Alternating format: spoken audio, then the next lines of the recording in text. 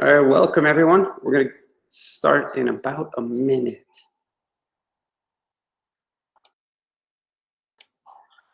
There's fresh brewing coffee that will take about another 30 seconds. So while we're waiting, housekeeping item, we do record all of our meetings and post them publicly. So they will be available on YouTube, on the Layer 5 YouTube channel shortly after the call.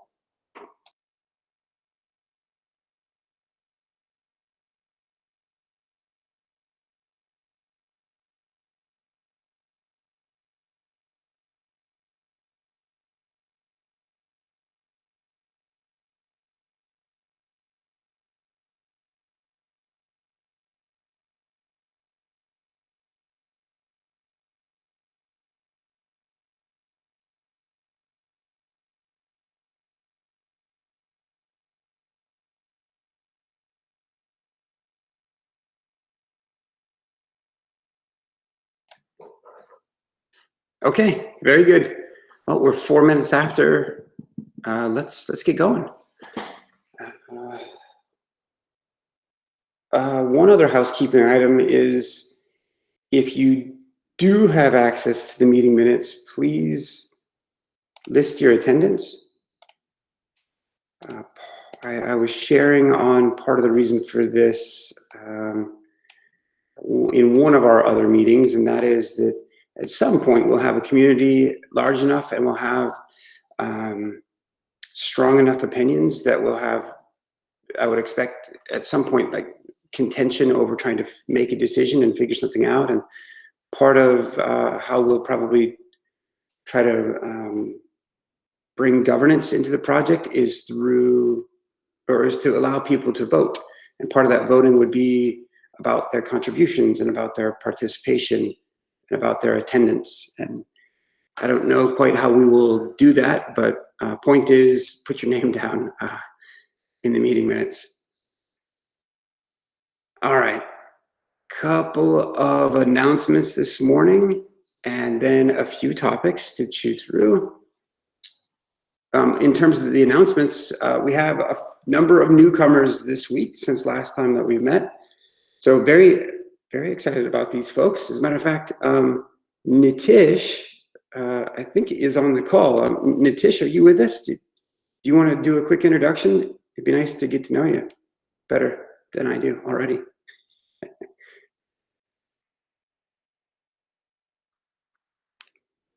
Yeah, hi. Sorry, I was on mute.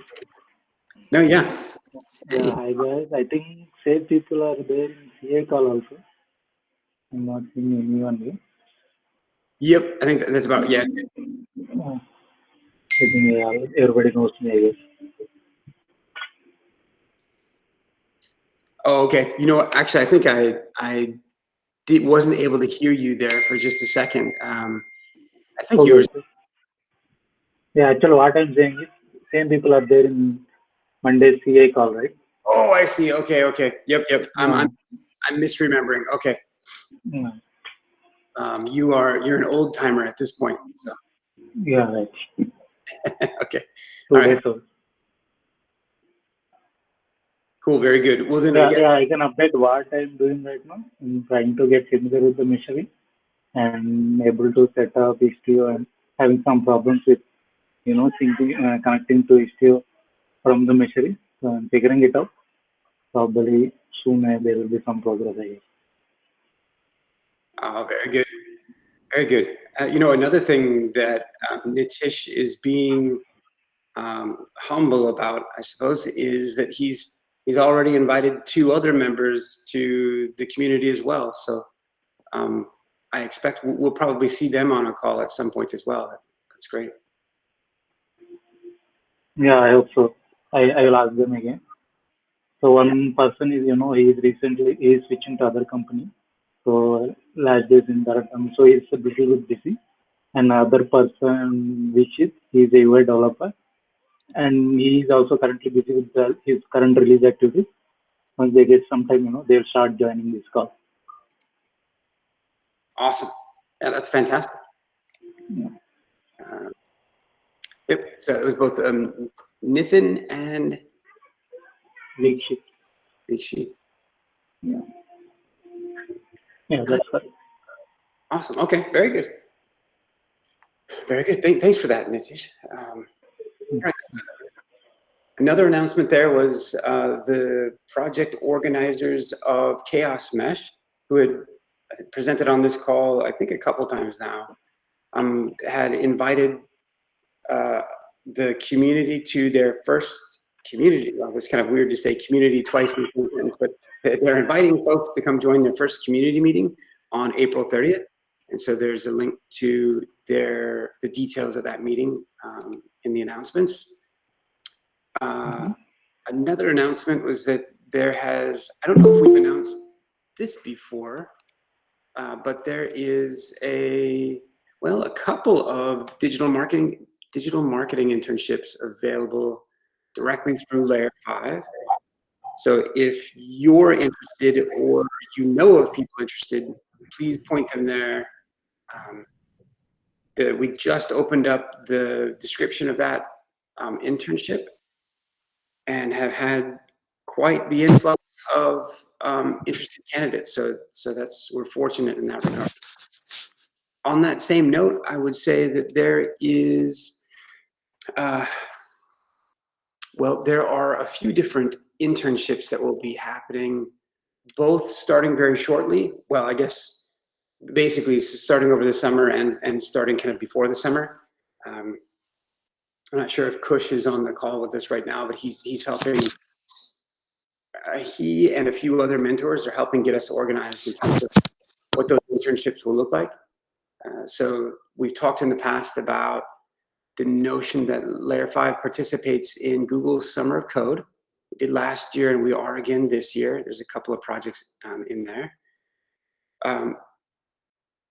Kush is helping ensure that we're participating in Google's Season of Docs. So that could be really exciting, actually. And then also in Community Bridge, which has a new mentorship program. Our SMI work, our Service Mesh Interface work, is likely to go through there. And then outside of those internships, there's also a few that are going to be offered direct through Layer 5, starting with digital marketing. Probably 2 of them here. There's a lot of work to be done. And then looking into some engineering-oriented internships this summer. So tell your friends. Yeah. Okay, those were the announcements. We tossed up a few topics to chat through today. In no particular order, I don't think. So who's up? Who's got something to either demo or talk about the design of, or argue about, I guess, or whatever.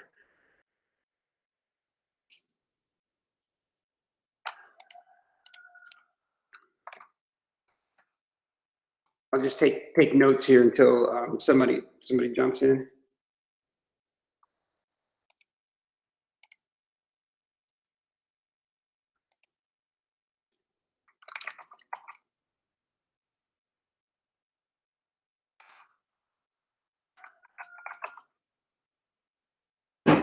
Is anyone going first, or should I go with my topics? Please. Okay. So I have 2 topics to discuss right now. One is on which Ashish was working initially, and I talked to him about, which is Welcome Bot we are working on. So as I discussed with him, he told me that he have reached the point where Welcome Bot is working, but as per Lee suggested maybe 2 meetings before, he said that why not we check DCO, is it like is it signed or not. So for that, I discussed with Ashish. So either we need a new bot which already does the task, or we need to put a condition where we can check that DCO bot is passed. So for that, we, Ashish and I were brainstorming, and we did not really find any such solution until or unless we include both the bots. So I personally, I don't know if Ashish is there on today's call or not, but I personally was unable to understand how to include one bot into another, so that both tasks can be go after one another. So yeah, that is one of the issues. So if anyone have an idea how we can check, like I have not seen any welcome bot which does the check already. I try to find it out. I went through the bot which we are already using, but I did not find any example where which DCO dot bot is already working. So if anyone have any suggestions, so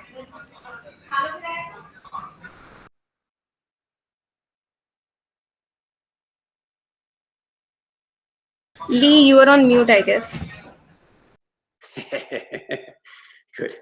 It's funny. It's been a while since I've spoken on mute, but both of those times, Nupur, you have helped me not do that. A couple of thoughts that others might jump in on. One is that based on the work that Nupur and Ashish have done, we ended up including this just a couple of days ago, or maybe just yesterday, a welcome bot across all of the layer 5 repos. That welcome bot, I'm a little confused on the vernacular or on the, but this welcome bot includes 3 plugins or 3 other bots, or it says 3 plugins here. I actually kind of think it includes like 4, and we can go take a look. This welcome bot is nice in that it encourages new users when they're opening up an issue or opening up a pull request. It's a bit of encouragement. It's also a bit of curating. Let's look at the config that we're using, and I think that that'll be more obvious what type of curation is happening. So these, wow, I need to share. I'm sorry. I don't know how many times. It seems like I'm getting worse. I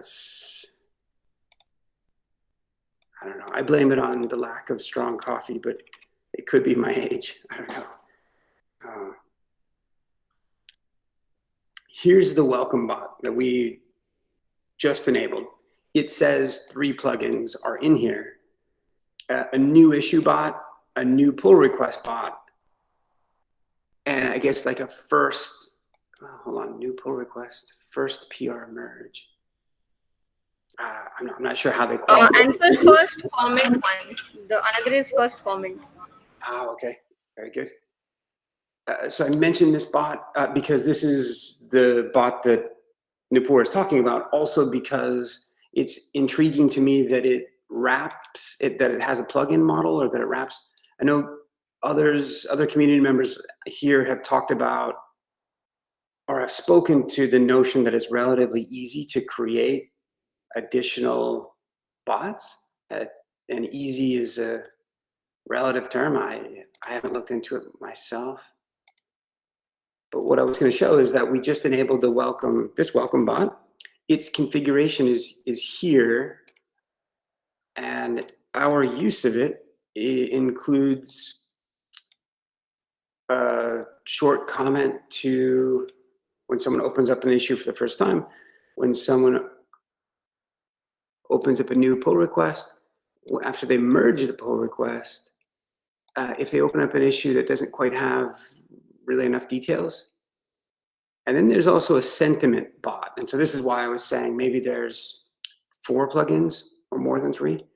So this one, I guess, there's some, I don't know what dictionary is used or what sentiment analysis is used, but just sort of a hand slap, if you will, for those that might be saying who might not be being nice. So as Ashish and Nupur were bringing this forth, part of the thinking was that it's very often that people don't necessarily sign their commits when they open up a PR until they kind of get into that flow. And if commit signing is a little bit new to you, which it ends up being to quite a few folks. For some, they've been in that practice before, and for others, you haven't.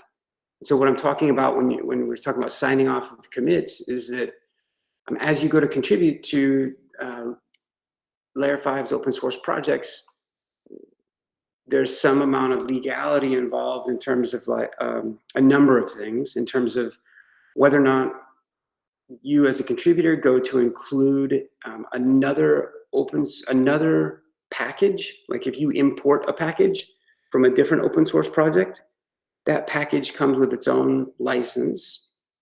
Maybe that license is amenable for reuse, or maybe it's not. Maybe it's very friendly, maybe it's not. That's a consideration. Another consideration as part of your contribution is whether or not maybe that code was copied from somewhere else, or whether or not it's sort of your original work. That's an open question. That's something that needs to be addressed. Another concern is whether or not,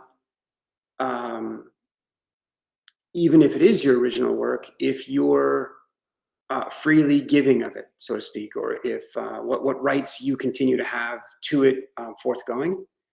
And so those are three concerns. There's other concerns like, hey, are you importing in packages that have security vulnerabilities, or are you introducing security vulnerabilities? And there's a lot of concerns, right, to just how it is that you make the open source sausage, if you will, how you make the software. So of one of those, or of a couple of those, they're addressed by our projects. And every repository inside the Layer 5 IO org enforces a requirement around having a developer certificate of origin. The acronym is DCO. And that certificate is really just a signature. And this is what is meant by signing off on your commits. If you were to go look at pull requests inside of the Meshery project, you should see really toward the top of the pull request description the fact that someone has signed off. And of the many checks that happen during the workflow that is kicked off every time that someone opens a pull request, one of those checks is to invoke a DCO bot. A probot, I think, is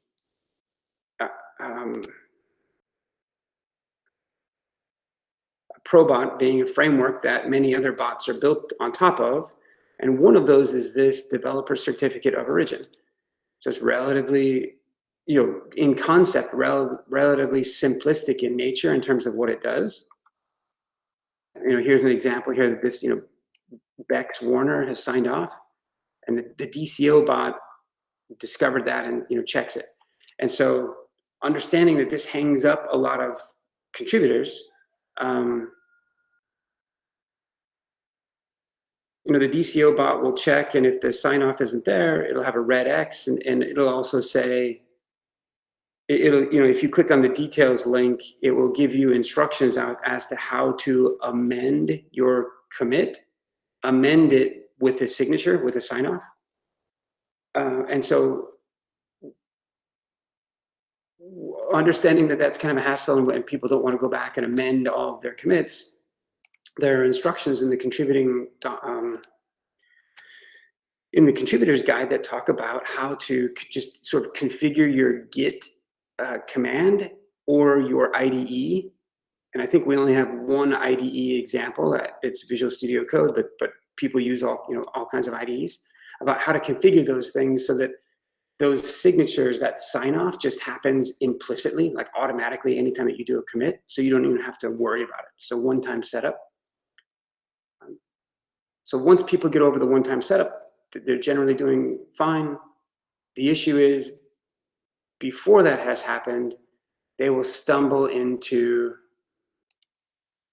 they'll bump up into this bot. And Nupur and Ashish are brainstorming about how it is to include an additional message that's to the user on their PR, that if this DCO bot fails, to give them a helpful suggestion that as to how it is that they can sign off their commits ongoing.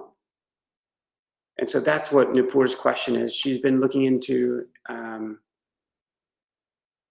how we might either use like the welcome bot or a plugin to the welcome bot to do that, or maybe use the probot framework to create our own probot to take action when a DCO bot fails. Or I think she's been brainstorming on how to maybe augment the existing DCO bot to have it give an additional message other than just it failed, but an additional message that tells people how to do basically these things, or points them to the same section in the contributor guide. So that's her ask of folks on the call is, does anyone have suggestions about how to improve this? Does anyone know if maybe it's common practice to augment the DCO bot that's here?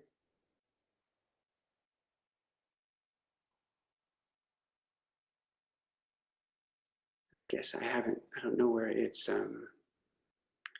clearly it must be an open source project. I don't know how easy it is to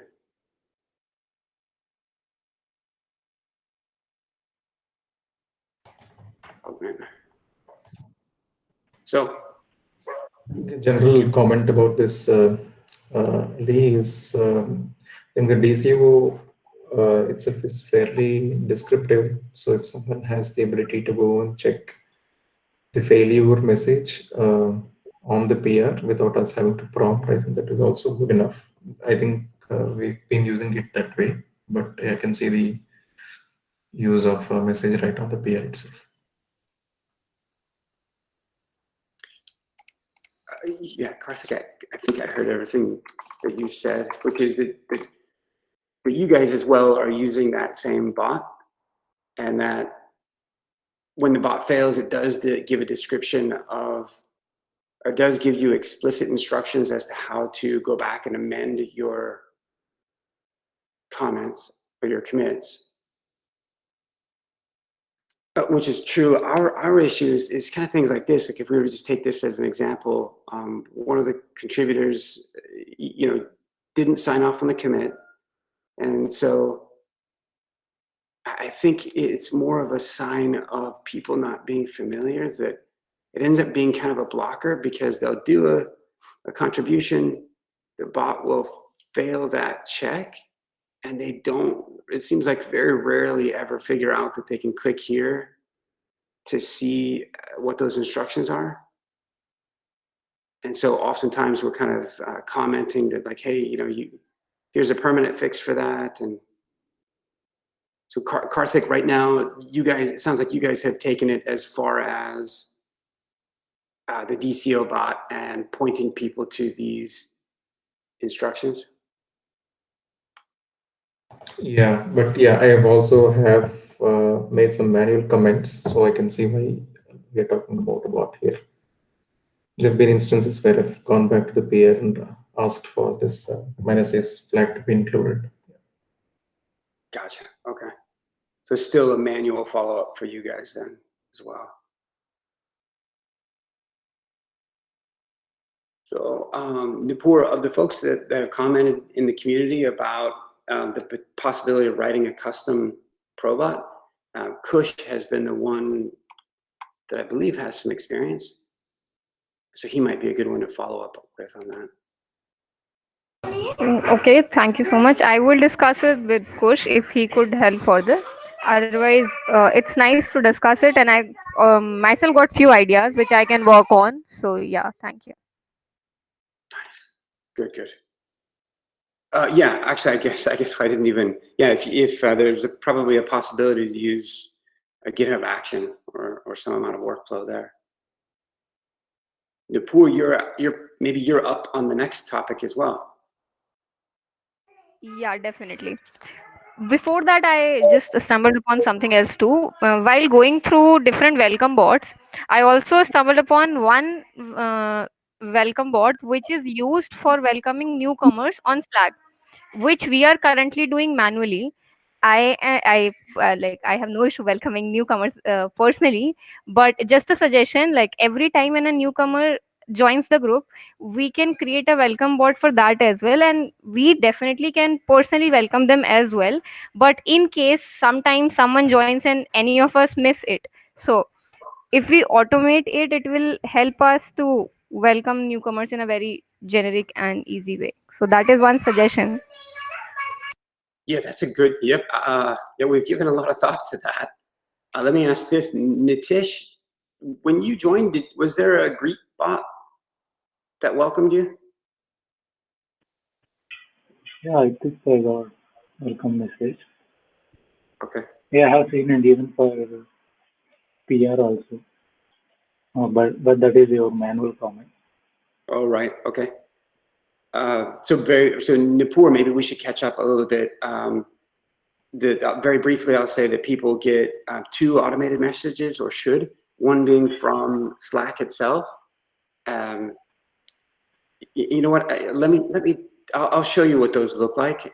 We try to balance between automation and that feeling insincere, and then the manual overhead of welcoming folks. At some point, we do want to get to know everybody, but yeah, boy, it's a lot of time. It's a lot of. But yeah, no, good. Nipur, we took on another item as well that really helps, I think, give both newcomers and those that have been here for some time a perspective over all the Layer 5 projects from the vantage point of the GitHub repositories. So should I continue, sir, or are you speaking? Sorry, I interrupted. No, please.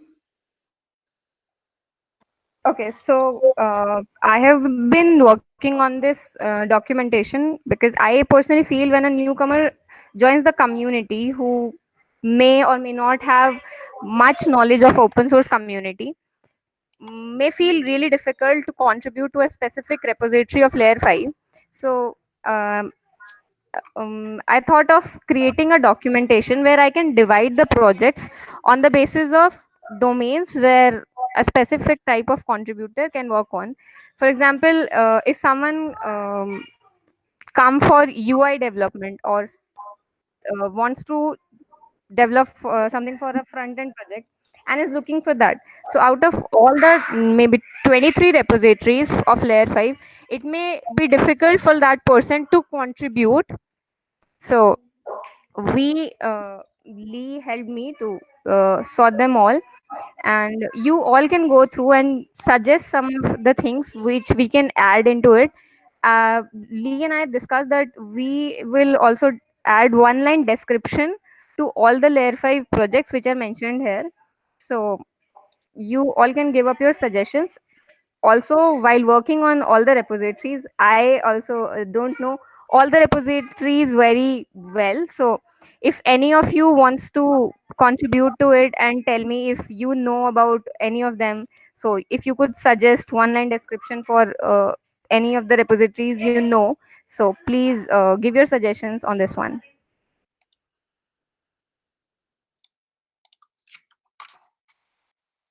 Thanks. Who has comments on that? Does anyone feel like that's time not well spent? Does anyone feel like they're familiar with all of the repositories?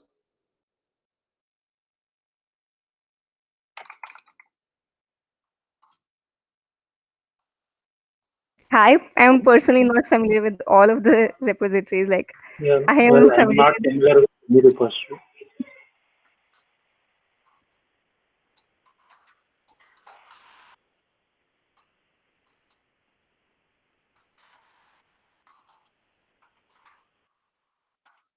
Nice. So Nipur, that's been very much so needed, and that's very helpful for those that, all of you that have access to the Meshery community drive. That particular document actually sits at the root level now of our shared team drive, because it does do that service of introducing, well, newcomers and, like I said, old timers alike to the lay of the land from a repo perspective. There are on that subject, and so by the way, I think this is probably the first of a couple of things that Nupur is working on to help get people oriented.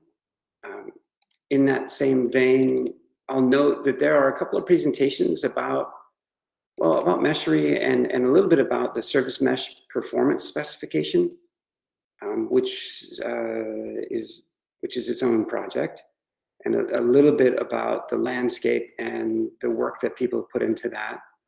So this particular presentation is probably also serves part of that same purpose of being a general overview. But to wrap up this topic, thank you, Nupur, for this. And Nupur's ask of each of you is, if you're familiar with a repo or some of the work that's happening, to come and give it just a short couple of sentences like this to describe what its purpose is, so that others who either are familiar with C or Go or React, or that some of the tech that's used in there or some of their area of focus that excites them, that they'll understand what's going on, where to jump in.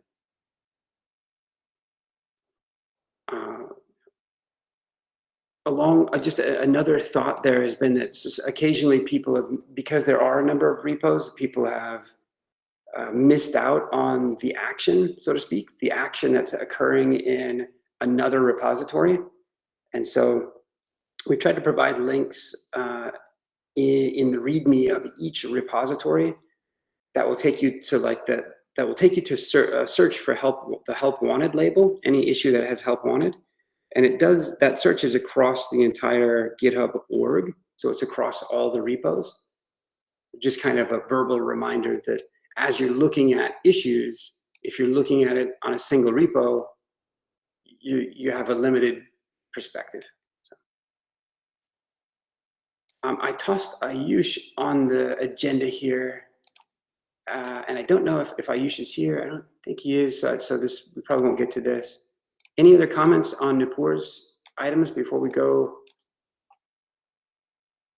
And I tossed Sarab on here as well, and I don't think he's...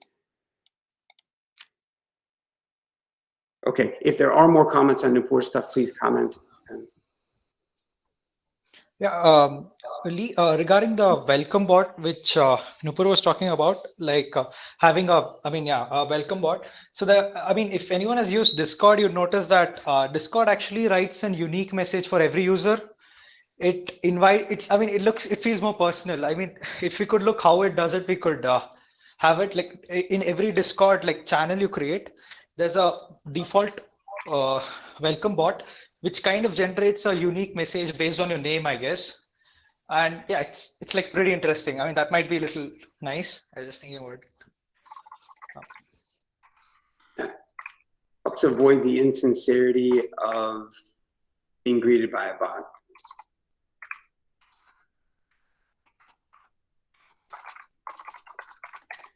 Which that's great. That's one of the reasons why we've only used bots so much, because the community and most of you pride yourselves on being genuine and really being excited that others are here and stuff. So okay, so this next item we won't go over. Here's a brief update on the architecture of Meshery. Not many things in particular have changed here. It was just, I've been having a few different conversations and realizing that the graphics that I've been pointing people to are somewhat aged. And so we just kind of uplifted those very briefly. Does anyone desire for me to blather on for 5 minutes on this? Because I'm very happy not to do that, but rather let people look over them and move to another topic. Is there another topic that folks would like to go over?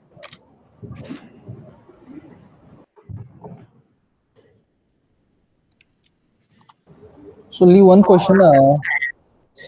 So I saw some graphs in the layer 5 Meshery. So it's Grafana dashboard, right? Grafana charts, all of them. Yeah. Okay. So so where you guys are storing the matrices? Yeah, good question. So, well, what do you know? We have an architecture picture here that we might look at while we answer that question. So to repeat back Raj's question, I think for me and maybe for everyone else is that is an acknowledgement that Meshery will, as part of doing performance management and doing an analysis over some metrics and how well the service mesh is performing. Not only does Meshery generate some of its own somewhat original charts, but it also is there's also recognition that Grafana is a very popular open source graphing utility, or charting dashboarding utility rather, and that Meshery's purpose is to displace or sort of reinvent that wheel, but to acknowledge that users have an investment there and we'd like for Meshery to fit into that. So Meshery will connect to existing Grafana instance if people point Meshery at it. Read in the boards and the charts that they may have, and then help display them here. A couple of reasons why that's important. The first one that I just said, which is we're not looking to displace Grafana, but rather help people leverage their existing investment. Second reason that it's important is because when people are analyzing the performance of their service mesh, it's not just mesh that they need to look at the performance of, but also the underlying nodes and any other metrics that they might consider to be important. And so putting those all in the same place and letting people go look at them all in the same timeline is helpful. So Raj's question is, Got it. Yeah. and so your question is, great, I understand that. But hey, where are the metrics being stored as Meshery collects those? And so the answer to that is that's where providers come in. Providers are an extension, a point of extensibility inside of Meshery. And so depending upon, the reason it's a bit of a long-winded answer is one, because I like to try to make sure everybody understands what the question was, but then two, because it kind of depends on what type of provider you choose. There are two types of provider in Meshery. One is called local provider, and the other one is called a remote provider. Meshery Meshery encourages anyone in the community to create a new remote provider. So basically, there's a default local provider that comes with the project, and it's called None, and it's what you see when you go to log in to Meshery, or you get choice of a provider. If you choose None, basically the metrics get stored in the ephemeral file system of the Meshery server. So whenever you were to spin up a new instance of Meshery, you wouldn't have those metrics. They would be transient. If you choose a remote provider, depending upon which one you choose, I think right now the only one that we've got listed as a stable remote provider is one that's called Meshery, which is it's a free thing to use. It's just intended for the community to use. It's intended for us to publish some things through the CNCF actually. But what the persistence layer that backs it is this runs on AWS on a free tier account. So it runs a super small instance of Postgres RDS. Yeah. Yeah. I have to look to the architecture first. Yeah. I'll say this, that if this mechanism that's being used, is not robust. It is the metrics that get persisted here are really intended for the point in time that you've done a performance test. And as you gather, like, let's say that you ran it for 5 minutes, you ran a performance test where you generated a bunch of load, hammered on that service endpoint. We did a statistical analysis to say, here's your latency, here's your throughput. Oh, by the way, here's some other metrics that you might have been looking at in your environment. We'll take that 5 minutes worth of, any number of metrics, hopefully not hundreds of them, but just, 20, 50 of them, and ship those off for storage. And so the solution here is not designed to retain things for many years and to retain them at there's no aggregation, there's not, there's not a lot to it behind the scenes, but where it becomes quite helpful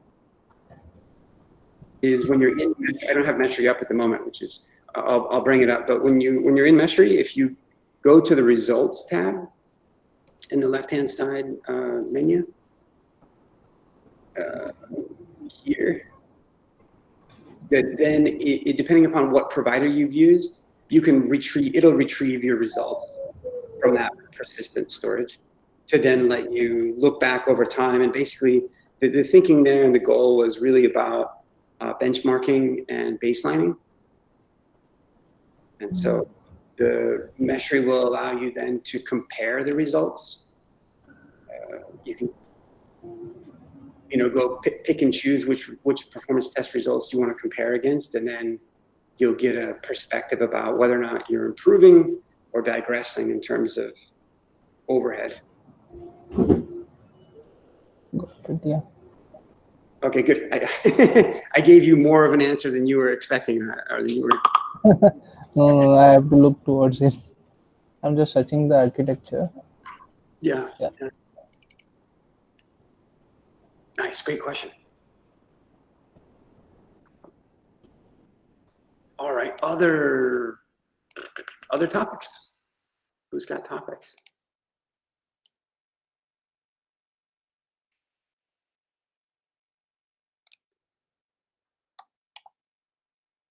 Oh, Shivai, are you on the call? Oh, Shivai, I have been after you. Where are you? You have been out sick. You have been getting straight A's in school. You've been doing all kinds of wonderful things, I think, including enhancing our release process. Any update you want to give there? Hello. Am I audible? You are. Yeah. If you're still on that poor connection. Yeah. So yeah, just wanted to give an update that I have included the latest changes that have been made to, as we had discussed in the last community call, and so again, the thing with the page that we need regarding the releases, I have made that, and if you want, I'll just deploy it as a separate branch or where we can test it out. So what should I do regarding that? Because I have included the latest changes and those have been made into a separate branch now. So should I just push them to the Meshery.io's like main repository as a separate branch, or to the directly to the master? Either you can't go wrong, I think is the answer. Did you say that you, for the most part, you've incorporated the things that we have discussed and you're feeling like it's toward final draft? Yeah. Like Okay. I've included the latest changes as well, so that those shouldn't be left out. For example, all the changes that were made to the Meshery CTL and towards the ones that we have right now. We have, like, for example, all the new bots that we have created in the past last 1 to 2 weeks, right? Regarding that. Oh, nice. Yeah. So how? Yeah, I don't know that it'll have much of an impact either way. So, in somewhat implicitly, as you go to do a pull request against master, that you'll it'll sort of implicitly Anyways, happen. it will deploy it. Yeah, exactly. I'm excited. It's good. And then I don't know that I ever got to verbalize this to you, but of the draft blog post about the release, Yeah. And how you've been curating that, and it had been converted to Markdown. That is still, But that is on the layer 5 repository, I guess. oh yeah, okay. That is still under your stewardship, or the work that I put in there was just to help get some of the busy work out of your way. So Yeah, so actually I had to update that as well, because since we are including all the latest changes as well in the release, I mean, if that's fine with you, I can remove the latest changes if you want from the like version 0.4.0 release. But if that is the case, if we are including them, then in the layer 5 in the markdown that we have created, we can include those changes as well in the blog post as well. But that the blog post will be going up from the layer 5 repository. good. Yeah. Let's include all the changes that we can, I think is Yeah. very good. Well, ETA. Hello. Yeah, and Any estimate on how are you feeling about this week? yeah, this week. Oh, nice. Okay. I don't know if you can sense the reservation in my voice there. I'm just I don't want to apply. I want to apply some gentle pressure, some gentle encouragement. No, actually, the issue has been with my net connection. It has been really poor. Yes, awesome. Shabai, it's exciting. Actually, Shabai Sain is here with us as well, who's helping co-lead the CI working group. I think, Okay. if I recall from this last Monday's first meeting, are you on the agenda for this next coming Monday to sort of review with the group what that Sure. looks like? Okay.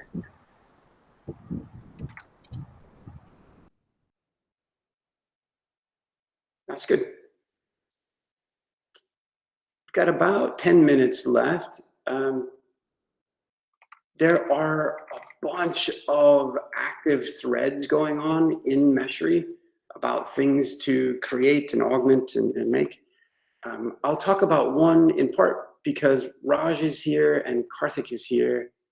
So the things that are kind of relevant to, I think all of this is hopefully relevant to you guys, but even more specifically, I mentioned an announcement earlier. Chaos Mesh Community, they've got their first community meeting coming up, so they asked to announce that. And then Karthik, good news, I think this is good news, is that we've established continuous integration work, and also have had our meeting on a performance management working group. That as those are next, the working group to come forth would be on chaos. Would be for us to. That's great. Yeah. We're a working group to chaos. Yeah, looking forward to that.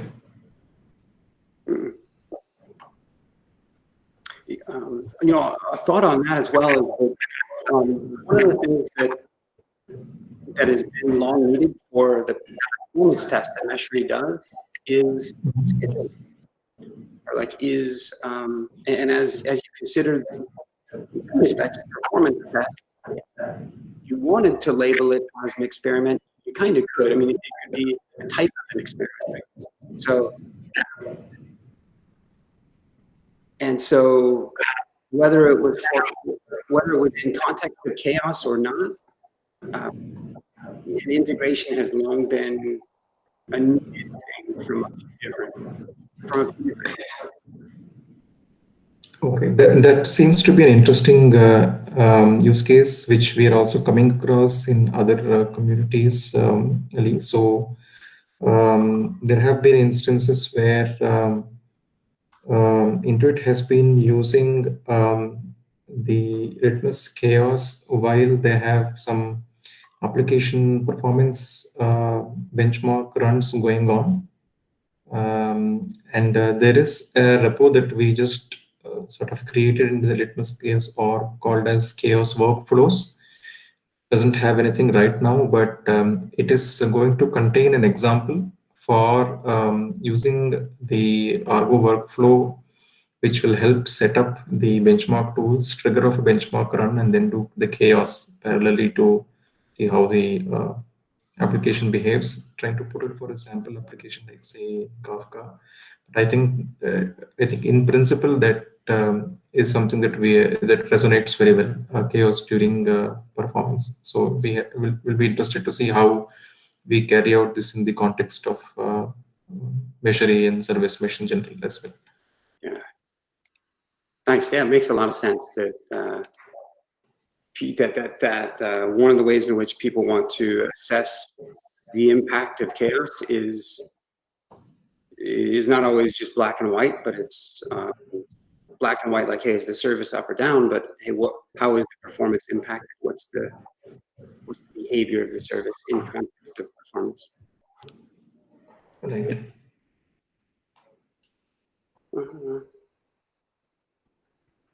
Okay. Few minutes left. Other topics? Maybe this is there already on the GitHub, so sorry for asking about this. So what is the best place to look for? What is the visualization aids that we get with Meshery for, let's say, a cluster which has deployed a service mesh? So we're talking about chaos during performance. I think one of the demos we did in the Meshery's community call last week, we employed this Kiali dashboard, and I think that's something we did it for that demo, and it was really helpful for us as a team to sort of look at and visualize the impact of chaos. I think for people who are not really from the backend side, or people who are not writing the experiments themselves, are more from consumption and analysis standpoint, might really benefit from what you might be showing. So what is the best place to learn about that? Yeah. I don't know that how do I put it, that we couldn't agree with what you said more. I think is the first thing, that visualizations are in context of service meshes are extremely helpful with people to just understand what the heck's going on, and that it had been a roadmap item before there was a roadmap, or what like that, but that we yet to go over to. In my mind, there's a few different visualizations, but the canonical one, or the most commonplace one, is that of a visual topology, of like along the lines of what you're thinking mentally when you think of Kiali. That we are on the precipice. We've done some prototypes of what we think that would be. We've done some technical due diligence on frameworks, but that capability is still a roadmap, or rather, it's something that we intentionally haven't done because we really want to do it right and have it like significantly, have it be better than Kiali's, I guess, and not in a competitive way, just in a non-duplicative way, in a way in which actually maybe to that very point is to like not be duplicative, have a few different use cases in mind.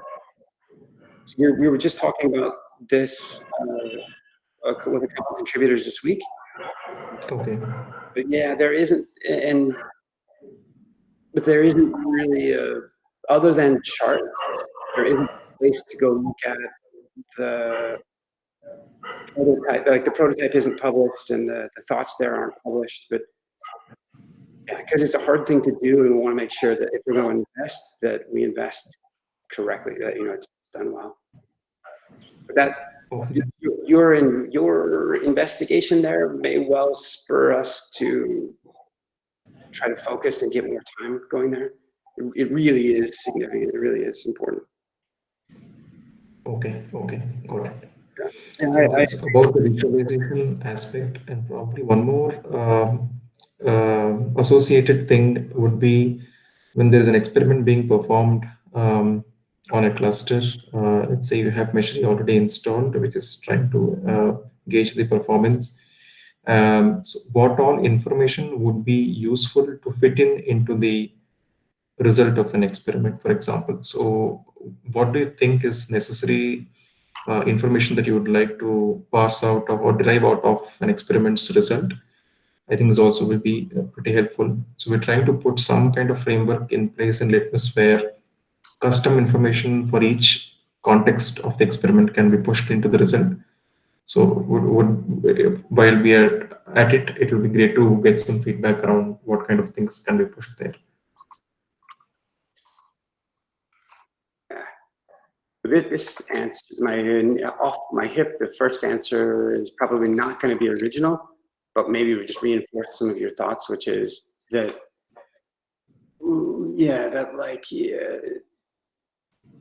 as a framework provider in that regard, Litmus Chaos being the framework provider, that the custom representation of experiment results can vary, I'm sure, greatly between experiments. Some of them, you might find that some of those things are standard, but like the histogram that we're showing in Meshery for latency and throughput and things, it is, well, I don't know, maybe it's applicable to other types of experiments, but it's certainly custom to service mesh, that if for nothing else, having a link to where to go see those results, that's something that, like, I know that that's not a very original idea, but like it does actually put a check in the box for extensibility. For like, Got it. That's helpful.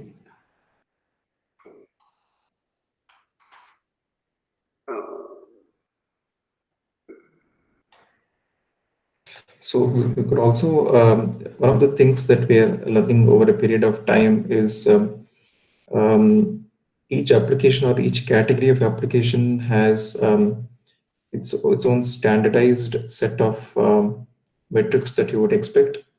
So for example, there could be a result resource or a result artifact that sort of caters to service mesh, whereas let's say you have a different set of resources for a different category of application.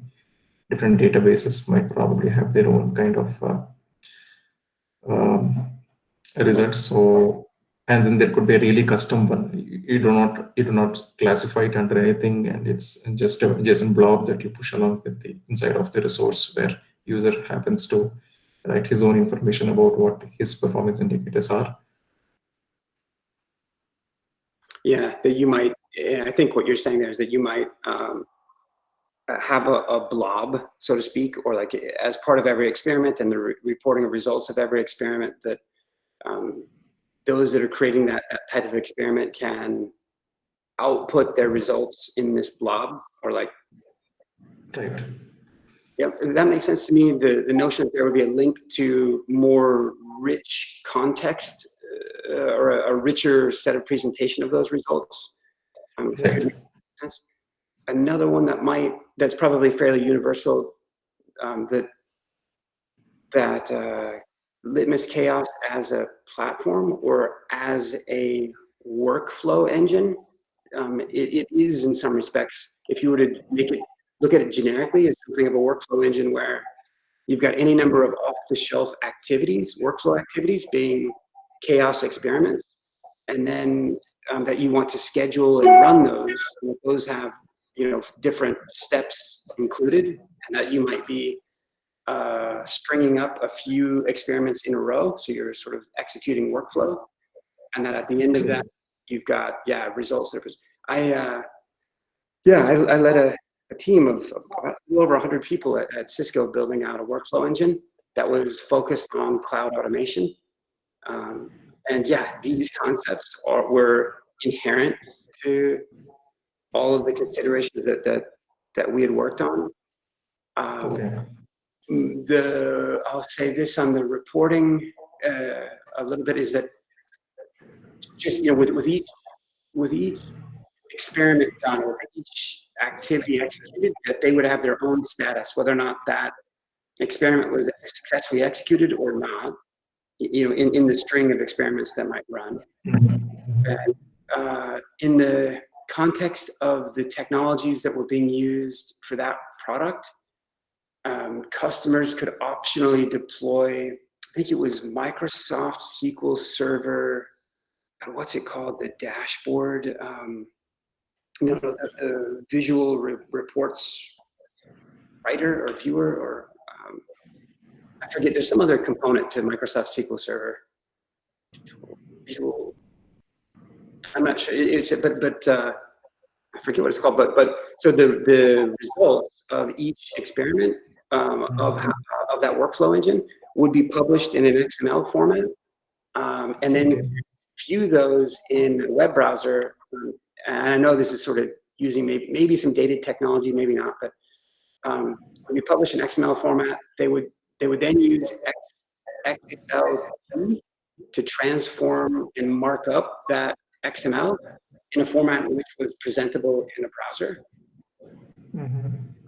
And the XSLT maybe was a good point of extensibility for people wanting to, for those specific experiment types, wanting to manipulate the presentation of the results. Okay. Maybe you don't want to use that tech exactly, but that concept anyway might. Yeah. So there's kind of I envy your project, because there's a lot of interesting challenges, and there's sort of a lot to wrap your arms around. And then what gets frustrating is sometimes people will come over and measure the worth of the project on, well, how many experiments does it have? Well, wait a second, that's not real. Like, yes, that's certainly part of the value, but please don't ignore all of the other hard work that went into the overall engine, if you will. Yeah, it's interesting. And whatever you said about individual statuses of the steps within a workflow, I think that's really valuable and something that we are looking at, and we'll keep you posted on that. Nice. Yeah. The standard reporting work. Yeah, right. There's I mean, just in the simplest of ways, just whether it was visual or not, is just for us, as we were writing out automation to do cloud management, that any one of those activities could fail along the way. And for us, we built in a framework that said, well, maybe you want, I don't know that it makes sense for experiments, but there became a standard way of taking actions on an activity. The actions being things like to roll back the activity, to like undo, or to try to retry it. So just like rerun the same thing again, or to try to, I'll go look it up. Continue on fail maybe sometimes. Yeah, or to just fail it and keep going, or to fail it and stop. And Right. Well, you got me started on a topic that I spent quite a few years on, so I don't. We're gonna. With that, we're over. I hate doing people the disservice of making them late to something else. So, anyone have anything urgent before we sign off?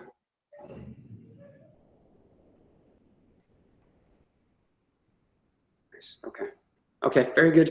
I'll see you guys all on Friday. Okay. All right. Very good. Thanks. Bye, everyone. Bye.